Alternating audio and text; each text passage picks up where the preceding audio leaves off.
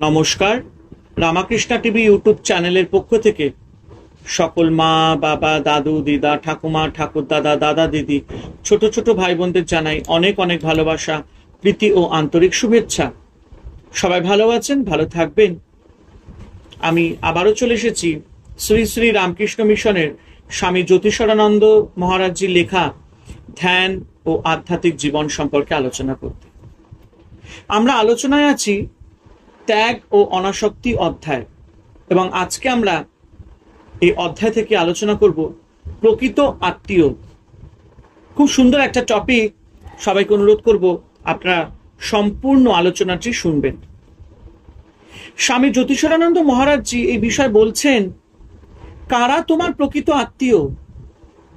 শঙ্কর একটি স্তোত্রে বলেছেন, বান্ধবা শিব ভক্তাশ্চ, অর্থাৎ শিবের ভক্তরাই আমার আত্মীয়। প্রায় দেখা যায় আমরা যাদের প্রিয় ও নিকট বলে মনে করি তারা আমাদের সম্পূর্ণ অপরিচিত। তারা একটা চিন্তা জগতে বাস করে আর আমরা বাস করি অন্য জগতে। যারা আধ্যাত্মিক পথের একনিষ্ঠ সাধক আর সাধনায় দ্রুত উন্নতি করতে আগ্রহী, তাদের নিজ গৃহেই বিদেশির বেশে থাকতে শিখতে হবে। যদি তোমার বন্ধু বান্ধব, আত্মীয় স্বজন সজ্জন ও আধ্যাত্মমুখী হয়, তুমি তাদের সঙ্গে মিশতে পারো। কিন্তু যদি তারা বিষয় ও আধ্যাত্ম ভাবহীন হয় আর তোমাকেও তাদের দলে টানার চেষ্টা করে, তাদের সঙ্গে সম্পর্ক ছেদ করা ছাড়া অন্য উপায় নেই। তুমি যদি এগিয়ে যেতে চাও আর অন্যরা শুয়ে থাকতে চায়, তবে এছাড়া গত্যন্তর নেই। যারা বাড়িতে বিষয় অধ্যাত্ম ভাবহীন আত্মীয়দের সঙ্গে বাস করে, তাদের উচিত পান্থশালায় পথিকের মতো থাকা। তারা যেন অবশ্যই কর্তৃত্ব ভাব ছেড়ে অচির মনোভাব নিয়ে থাকে। অন্যের উপর আবেগ ভরা দাবি কখনো করবে না।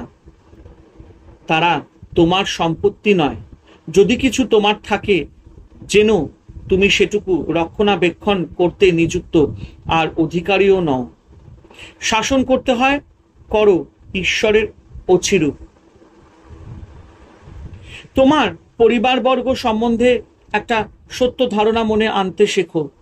আসক্তি ও ইন্দ্রিয় ভোগের আকাঙ্ক্ষা জড়িত নিছক মানবিক ভালোবাসা ও ঘৃণার পূর্বতন সম্পর্ক থেকে মনকে মুক্ত করো। কেবল তখনই প্রকৃত আধ্যাত্মিক সাধনা সম্ভব। তার পূর্বে যা কিছু করা যায় তা কেবল আধ্যাত্ম সাধনার প্রচেষ্টা মাত্র। ছেলেবেলায় আমি খুব আবেগপ্রবণ ছিলাম।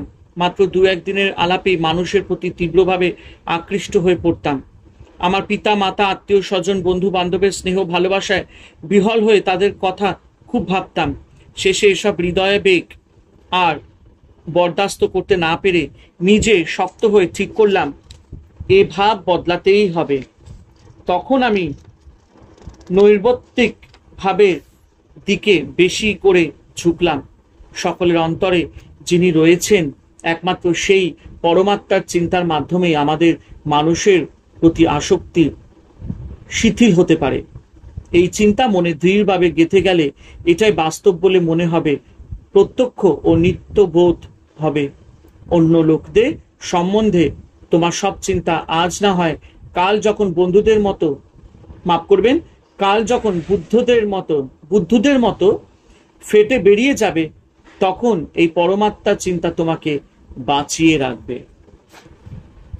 হরে কৃষ্ণ কৃষ্ণ কৃষ্ণ হরে হরে, হরে রাম রাম রাম হরে হরে। জয় শুভ শম্ভু, জয় দেবী দুর্গা দুর্গতি নাশিনী, জয় মা কালী।